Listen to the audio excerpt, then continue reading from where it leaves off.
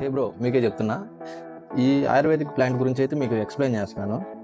దీని పేరు వచ్చేసరికి తెలుగులో వచ్చేసరికి రణపాల మొక్క, ఇంగ్లీష్లో వచ్చేసరికి బ్రయోఫైలం అని అంటారు. దీనికి చాలా మెడిసిన్ యూజెస్ అయితే ఉన్నాయన్నమాట. అందుకైతే దీని గురించి నేను ఎక్స్ప్లెయిన్ చేస్తాను. ఇది సౌత్ ఆఫ్రికా నుంచి ఆరిజినేట్ అయిందనమాట. ఇదనమాట దీని స్పెషాలిటీ ఏంటంటే సీడ్స్ నుంచి మొక్క రాదు, ఇలాగ సైడ్ వస్తున్నాయి కదా ప్లాంట్స్, ఇలాగ వస్తాయి అనమాట మొక్కలు.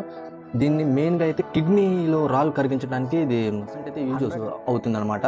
మీరు రసంలాగా చేసుకొని ఒక 5 ml 10 ml రోజు వాడుకోవచ్చు.